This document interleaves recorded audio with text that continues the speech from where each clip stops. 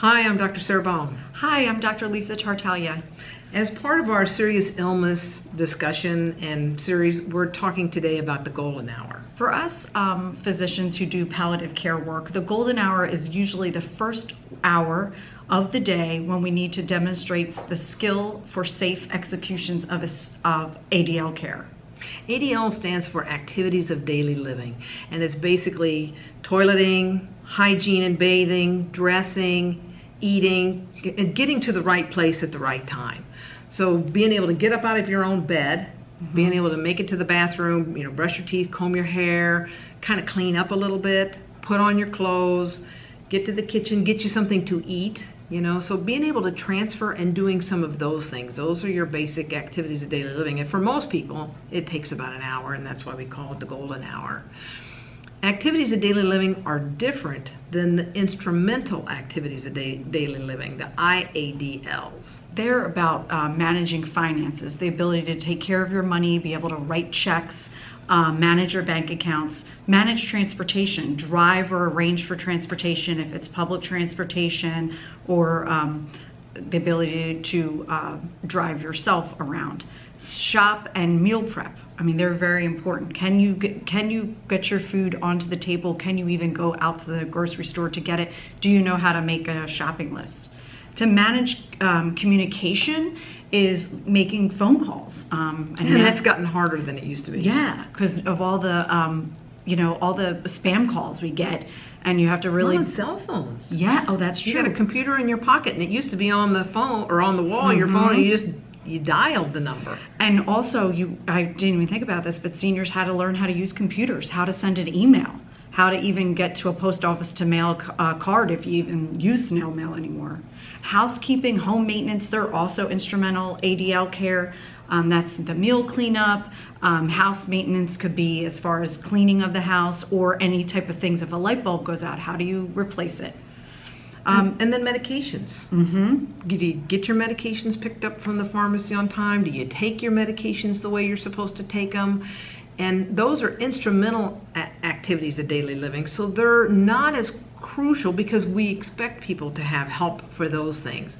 But for the activities of daily living, if you can't do those tasks, getting up, brushing your teeth, combing your hair, getting to the kitchen, getting some food and nutrition, and toileting on your own, you're probably not going to be able to stay in your own home anymore. And that's why that golden hour is so crucial, and not being able to do those things may indicate that your disease is serious now. We're at a different point. Yeah, and I think sometimes we get used to our loved ones declining, so it's really hard to look at it globally as the golden hour. So that's why we really wanted to talk about this topic, because it's really mindful for us to look at the changes. Is it because the patient is not motivated? Is it because they're weak? Have they lost interest in hobbies, even their friends? They don't even want to talk on the phone to family members. Are they depressed? Are they anxious? Are they not sleeping? Are they not taking care of their house, not taking care of themselves, not taking care of their car? So there's a lot of different things that all add up to not being able to stay at home by yourself. And sometimes you may not notice it because when you call to have conversations like with your loved ones, if they live far away, most people can fake a call like, how are you? I'm fine. How are you? Okay, bye. And there's no depth to the call. But when you start to look at this golden hour, that's when you can see if they're getting more confused. If they are wandering more, you might be able to figure that out from the status of their home. If they're not able to go to the grocery store, maybe it's because they're getting lost. These are all things that we need to be mindful of. You want to be kind when you're talking to your loved one, and not accusatory, but you've got to talk with them, not to them, and you need to ask questions about them and not just tell them about you. Because a lot of times I know when adult children call home and talk to their family members, their senior family members, they may say, I did this and my kids did that and this is what's happening at work. How are you? I'm fine. It's kind of boring. And they don't tell you, I'm not going out to play cards anymore. I am having, Instacart deliver my groceries now, and I goofed up my order.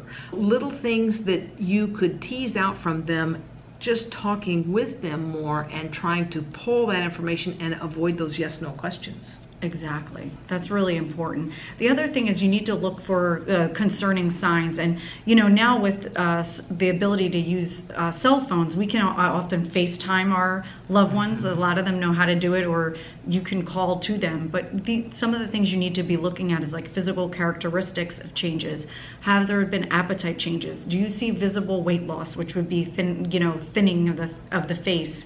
Dental and vision changes are really important. Have they been going to the eye doctor? Have they been going to the dentist? Does it look like their clothes are not fitting them properly now? Right. So little things that you can see just with a phone call. Now, if you live close enough, or if you've got a neighbor or a friend who lives close enough, it would be good to have some friends of your loved one, of your senior loved one, that you could call them to go over and kind of, check in on your family member. Check the pantry. Does the pantry look barren? What does the fridge look like? Is there bad food in there that's, maybe gone bad? Maybe, old lettuce or old fruits or old vegetables that needs to be cleaned out? Does the refrigerator just look dirty and soiled inside? What does their clothing look like? Yeah, do they have really poor hygiene? Are they starting to have body odor, or are their clothes soiled? Sometimes you'll go into a patient's home and they'll have piles and piles of soiled clothes in the bathroom because they were unable to change themselves. How about their hair, their nails? Are they normally, well manicured and now there's dirt under their nails? Yeah, so are they able to do that personal grooming? And then look around their house. Is there a pile of unopened mail? Those things can indicate that, maybe they're fine to live by themselves, but maybe they're vulnerable to, somebody hacking in or spamming them, and them giving away finances that they wouldn't have ordinarily done. Right.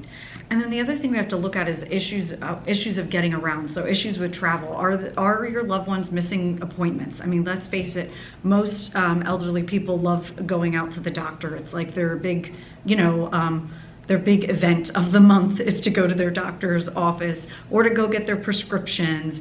Are they missing those appointments? Are they not able to get there? Have they forgotten how to use their car? Have they lost their car? Some people lose their cars in the parking lot and they don't even know how they got to a place. Yeah. They can't remember getting there. They can't remember getting home. Yeah. And so we have to kind of keep all of those things in mind. Are they having trouble doing their routine, like in-home activities with utensils or tools that they should know how to do? When I was in private practice one time, I had an electrician that came in and he told me, I've got a basement full of tools. And he said, I went down into the basement to get something. And he said, I saw all those tools. I know that those are mine. But he said, I don't remember what some of them are called. And I can't remember how to use some of them. And he was so distraught about that.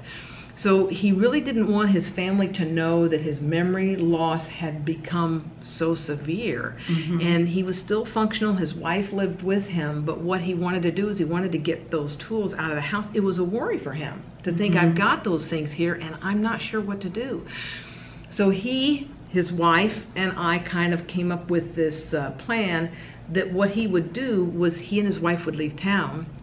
They would leave town for a weekend, and that his son-in-laws and sons would come over and clean out that basement for him. And he told him, I don't want to know who gets what. I don't want to know where it goes. I don't want you to ask me anything because it's, emotional for me to give away my tools. But he said, I want that basement completely cleaned out.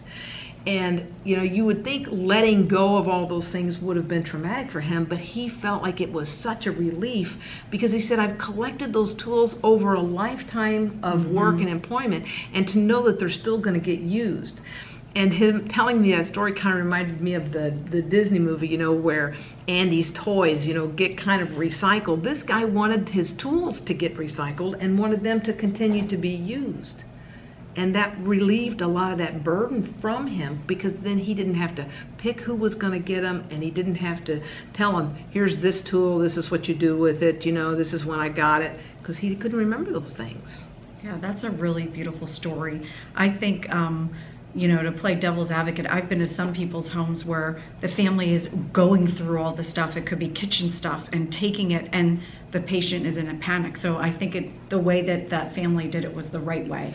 to have him decide, okay, it's time to get rid of it and keep him into control and have him not be there while it was actually happening. We want to be mindful of our loved one needing more help, because these are people who, have commanded businesses, they have been in charge of the family, they've been in charge of bank accounts, maybe they ran a company, and now they're needing that extra help. So we want to be cognizant of their feelings on these things. So when you go over there, don't take them something that they are going to have to figure out what to do with. I know wanting them to have pictures of your loved one is a really kind gesture, but when you go over there, just go over there for multiple short visits, maybe pick something up. Hey, I'm gonna take these newspapers where the kids are running a paper drive. Whether they are or not, you can get those papers out of the house. Hey, I see you've got some cans in here. Maybe they're all outdated. The kids have got a food drive and I need to get these food things. Is that okay? And then I'll just bring you some new stuff. When you're headed over there, call them and say, hey, I've got to stop at the store on the way. I'm going to get me some eggs and bread. Do you need some eggs and bread? I'll bring you some too. But if you're kind of in there for sure, even if it's just 20 minutes, if you're in there more often, you're going to get a pulse on what's happening in that house. And you can do a load of dishes one time, you can clean out the microwave one time, you can, throw a couple of old things out of the refrigerator sometime. Maybe do a little yard work, take out the trash for them, help them with the mail. I'm going to get some stamps. Do you need some stamps? And help them with their mail without really trying to take over. Right. And I think that that's the key point. We don't want to be in a takeover position. Some people, cannot do the cleaning, but they still think that they can. So for me, when I have loved ones that are older, I would go there and say, I'm going to help you. And it became a joke because I'm not a very good cleaner and they knew that. But it was like funny that I wanted them to teach me. How do I vacuum? How do I wipe down the dish? Can you show me? And then it's less offensive that you're going into somebody's house and just doing a takeover. It's really also important to look at the need for them to rest more, whether patients need oxygen or not to get out. All these things are cumbersome when patients are declining, and it's good to come up with a plan of how to make it less cumbersome and more like everyday life. Look at how your loved one is resting, not like are they sleeping well or not. I mean, that is important, but where are they sleeping? Are they sleeping in a bed? Are they sleeping on a couch? Are they sleeping in a recliner? Now, I know a lot of people say, gosh, I sleep great in my recliner, and when I get up and go to bed, then I can't fall asleep. And I know that even happens to me sometimes, where I feel like I'm resting really well, and I get drowsy and I fall asleep while I'm watching TV, and then I get up and go to bed and I'm, my eyes are wide awake. But are they sleeping in that recliner because they have pain? Maybe it's back pain, shoulder pain, hip pain, knee pain, and they're at a different angle. Is their pain not well controlled? Do they have arthritis problem? Do they have a cancer that they can't get in the bed because maybe they're more short of breath? It's a circulation issue for them. Breathing issues can make you want to sleep in a recliner. If you have congestive heart failure, if you're a COPD patient, even patients that are not diagnosed with sleep apnea, they do better in a reclining position. Maybe they have heartburn. Maybe they have reflux. Yes. Maybe their sleep-wake cycle is kind of, messed up, but something is making them sleep in a recliner. So sleeping in a recliner may indicate that their illness has become more serious. Right. There are risks that go with sleeping in a recliner. Patients may develop a deep venous thrombosis, which is a blood clot in the leg. Pressure ulcers can form, and they are due to not being able to move. When you're in a recliner, you're really just laying straight on your back, and it's very hard to turn side to side, and you may not be able to, physically able to. Also gives you poor posture. There can be a breakdown of the ability to ambulate because you're in this recliner, so your muscle contracts, so in your hips and your knees, and you have a very hard time getting in and out of the chair. Could cause falling. They can't stand up straight anymore because their knees are kind of chronically bent. They physically cannot straighten them anymore. Maybe their hips won't completely straighten up. Maybe their neck has been at a funny angle so long that now they can't totally bring their head up and back. So, things are not right if you're spending too much time in a recliner because you can't get up anymore. You can't sleep in a bed. What if they fall out of that chair? I know it's sometimes impossible for them to even get up because they're so weak. They could fracture a limb, which is, can be very detrimental. It's really hard. So if you notice your loved one being less mobile, sleeping more in the chair, it's really important to try to get them a life alert and just say, hey, we want to do this because I'm away. If something should happen, they can reach out and get help when they need. Have they spent so much time in a chair that when they go to get up, their leg is asleep? Their foot is asleep. Because I've had that before where, I can't even hardly get up because my foot fell asleep. You have to be mindful of how to make it more comfortable if they're sleeping in a recliner. There can be pillows used for the head, neck, and feet to kind of be utilized. Again, though, if they're immobile, these things can be a fall trap. So you have to just be cognizant of what to use. And then just make sure that there are things around them that's safe. Like, for example, is there drinks near them where they're sleeping? Food, is there a table? Is it in their way? Are there no cords, like the oxygen cords and things like that? Try to make their environment as safe as possible. Do they need a blanket for their legs? Yeah. Don't let them sleep with a heating pad. We actually see skin color changes from people sleeping with a heating pad. And I know some recliners have that heat on there, and they're not going to get as hot in a recliner as they will with those heating pads. But temperature regulation and moisture. Do they sit in that chair and it doesn't breathe very well, and then they get sweaty and they get wet, they can get a rash, their skin can break down. So we need to be mindful of those things occurring as well. Yeah, and also be aware that people that cannot regulate temperatures, usually diabetics, they don't have very good perception in their nerve endings. So they won't know that this is happening. So it's really up to you to be proactive. So involve yourself kindly, offer to help, just make suggestions. I'm going to go to the store. Do you need some more ice cream? Who doesn't need more ice cream? But don't accuse them, and don't seem like you're, on a mission that you're going to uncover something. You know your loved one well and how they're going to respond to those things. And so if you've got someone who is sensitive because they were in charge, just be kind how you do that and reassure them. Call often to check on them, go by and visit them, tell them you're going to do it, and then follow through. Make sure that they know that they can count on you. And most of them are really afraid of being a burden. So you have to make sure that you express to them, you've done for me, it's my turn to give back. Right. And you can bring food, like take food to your loved ones, or even like bring it to prepare. If you have old family recipes, like it's really cool to learn how they prepared food, and you could just bring them into the kitchen and work with them if they're up for it. And just know that, like Dr. Bone said, it's so important to be true to your word, because I can't tell you how many times you say, well, my son said he was going to come, or my daughter, or whoever, and then they got too busy. This generation, I feel, should be the most cherished in my mind. They went through a lot to come here. A lot of us are immigrants to the United States. Our country is a newer country, and they went through a lot of obstacles to get here. They worked hard for us to be successful, and I think it's so important to notice their decline and try to make them feel okay and not be made fun of.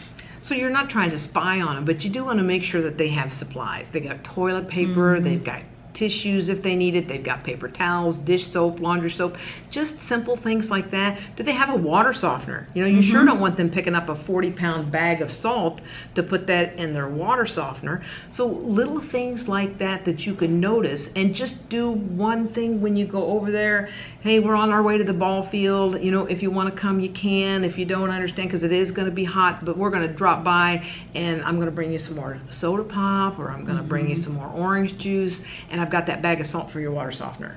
And then you can be there, tell them, hey, I got the kids out corralled in the car and the neighbor kids with me, so I'm just going to pop in for a few minutes. And it's really important to make sure that you have a clutter-free path for your loved one. So if you notice that their area of life is shrinking, meaning just to their one room, it's really important for us to make it as clutter-free as possible to prevent from falls, and also to allow them to be able to have as much independence. Like, for example, if the pantry is far away, put the canned goods on the kitchen counter, Yeah. on the table. Yeah. Leave the can opener there. Make everything, small. Take things down off shelves. Get her to promise you they're not going to climb on that ladder. Senior citizens, a lot of times, they've always climbed on ladders for heck. They might have been a roofer, so they don't think of that, that was where they spent all their time. But as we get less young and we're not as we don't have very good reflexes, it is not safe to be climbing on anything Right.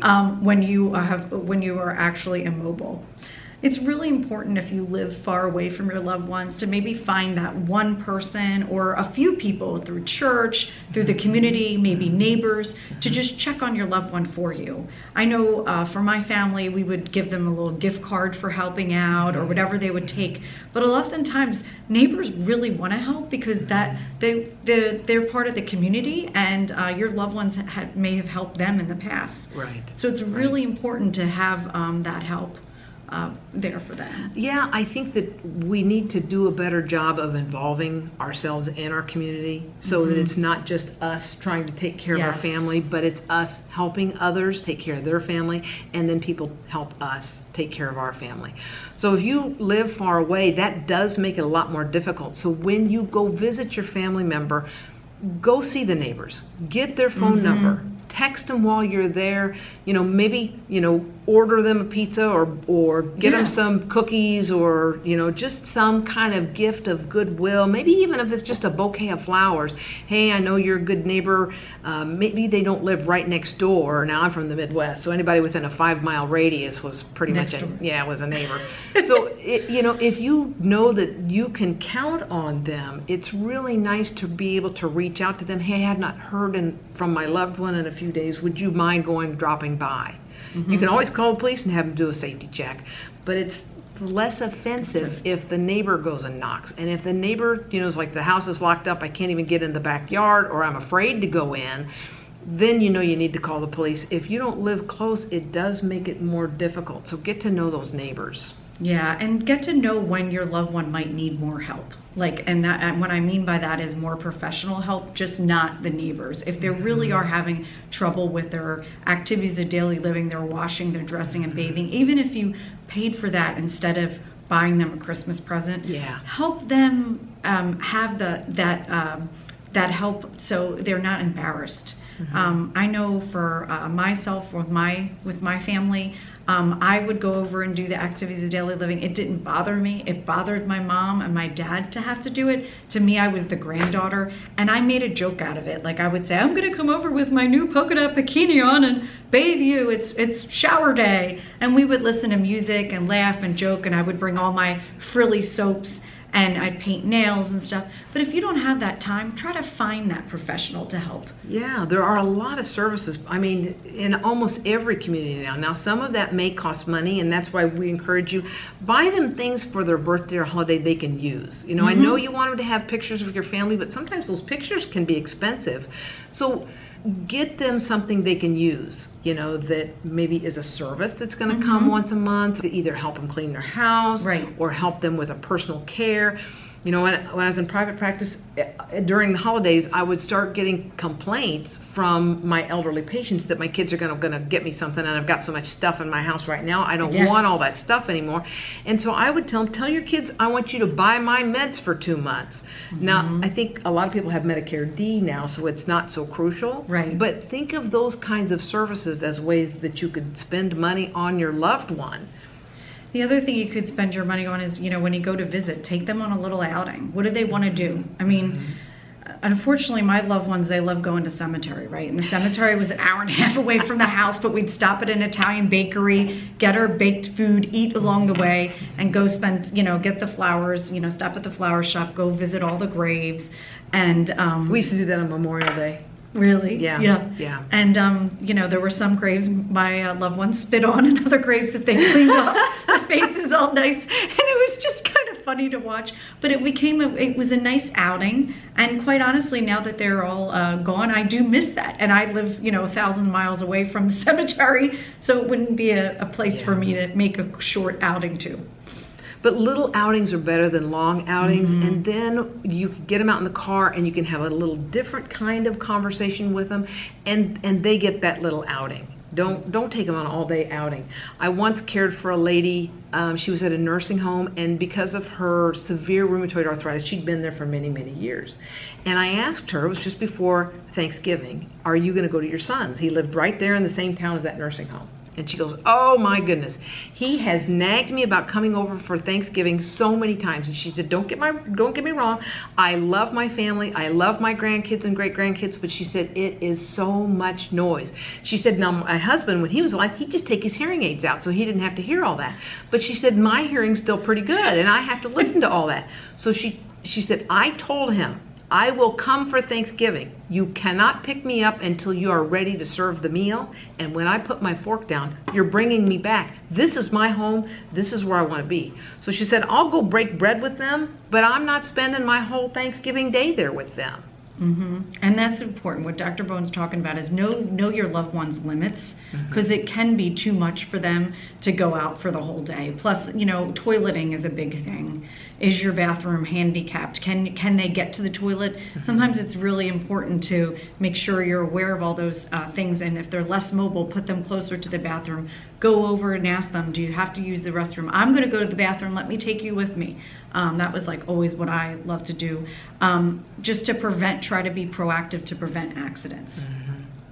So in summary today, we're talking about the golden hour and how if your ability to perform those activities of daily living impairs you to the point where you can't stay by yourself safely, that's an indicator of serious illness. And those activities of daily living, being able to toilet, being able to transfer, being able to, get to bed, get up, those are the things that are really crucial for a person to be able to do on their own and stay in their own home. Yeah, and we just want to really emphasize what we've already discussed, but just in summary, to make sure that you speak lovingly to your loved ones, not accusatory. Make sure you tell them how much you love them, they're your family, you want to help. And be mindful of their loss of independence. Well, depending on your relationship with them, because if you're too nice, they may be suspicious. Yeah, exactly. But I just think sometimes it's really easy for us to be going through, racing through our day, and we forget what it's like to lose our independence. So try to put yourself in their shoes and have some empathy.